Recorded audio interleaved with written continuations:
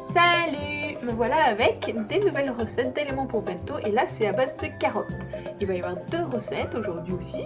La première c'est celle-là, celle que vous voyez là, c'est du kimpira de carottes. La deuxième c'est du nimono de carottes. Vous allez voir, c'est facile, c'est des mots japonais mais c'est facile. Alors la première, donc le kimpira de carottes. Il nous faut juste une carotte, vous l'épluchez, vous coupez les extrémités. Et ensuite, en 3 morceaux d'à peu près 4 cm de longueur. À peu près. Ensuite, en tranches d'1 à 2 mm d'épaisseur, vous faites un petit tas et que vous coupez ensuite en julienne.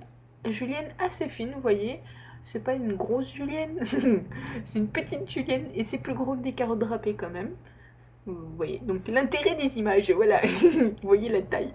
Donc ça fait une bonne quantité qu'on va cuire maintenant. Donc, dans une poêle ou un wok, vous mettez de l'huile de sésame. C'est important que ce soit de l'huile de sésame pour le goût. Tout ça sur feu moyen. Quand l'huile est chaude, vous rajoutez les carottes et vous les mélangez bien. Voilà. Pour les cuire comme ça, jusqu'à ce que la carotte soit comme ça, à peu près cuite. Pas molle, juste bien cuite comme il faut. On passe à l'assaisonnement avec de la sauce soja, vous mélangez, du mirin, vous mélangez, et du sucre, voilà, que vous allez mélanger aussi. Donc ces 3 éléments-là, il faut les mélanger rapidement parce que sinon, ils s'évaporent trop vite dans la poêle qui est bien chaude. Donc vous mélangez à chaque fois, comme ça va bien s'intégrer. Vous laissez cuire jusqu'à ce que tout le jus, le liquide que vous voyez là, soit évaporé. Pendant cette étape-là de cuisson, vous pouvez, si vous voulez, ajouter un petit peu de piment sec, rouge, ou en poudre coupée, ou comme vous voulez. C'est à vous de voir. Donc vous laissez cuire jusqu'à ce que ce soit comme ça. Voilà, vous voyez, tout le liquide s'est évaporé gentiment, mais la carotte n'a pas grillé, c'est parfait. On rajoute juste un petit peu de graines de sésame. On mélange encore une fois. Bien comme il faut. Et c'est tout, c'est super facile. Vous avez vu un peu. Il n'y a plus qu'à préparer les petits ramequins pour le bento, de partager toutes vos carottes en 6 ramequins ou plus ou moins. Ça vous donne ça, c'est parfait, il n'y a plus qu'à laisser refroidir. Pendant ce temps-là, moi j'ai préparé la deuxième recette, le nimono de carottes. Et il y a chien qui ronfle. Donc je l'ai épluché, j'ai coupé les 2 extrémités. Et là la technique c'est de couper, tourner. Couper, tourner. Vous voyez un petit peu le truc? Ça donne des formes comme ça qui ont plus de surface pour absorber le bon jus, le bon bouillon dans lequel ils vont cuire. Donc vous voyez, il y a donc tout ça de carottes dans un bol, on va les cuire au micro-ondes. Donc avant ça, on met l'assaisonnement. Il y avait de la sauce soja, du mirin et de l'eau. Une bonne quantité d'eau, il y a surtout de l'eau. Et un tout petit peu de sucre.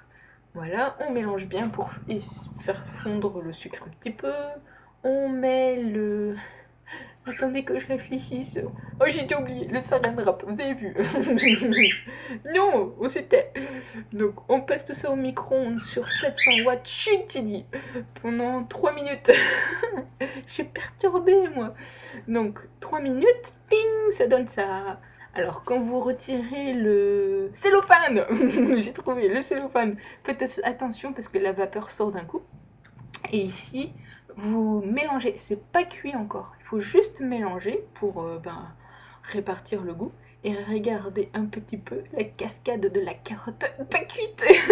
J'adore.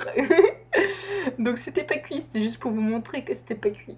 On remet le cellophane bien comme il faut et retour au micro-ondes pour encore 2 minutes au moins, 2-3 minutes.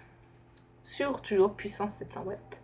C'est prêt, cette fois-ci c'est bien cuit. Faites toujours attention quand vous retirez le cellophane. Et regardez, la carotte ne s'est pas échappée. Elle n'a pas fait un bond de 10 mètres.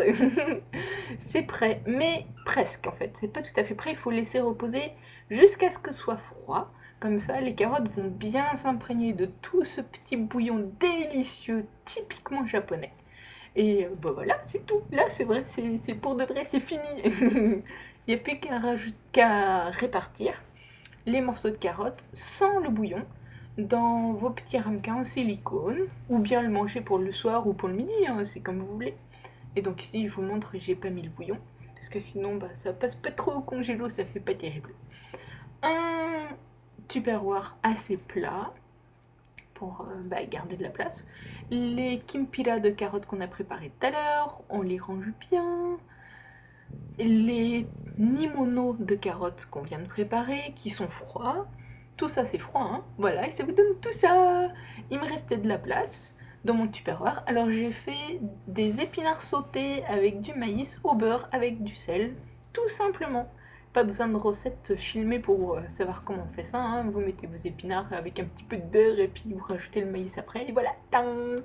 Ça fait des super petits éléments pour bento que vous pouvez congeler, ça se garde un mois au congélateur sans problème.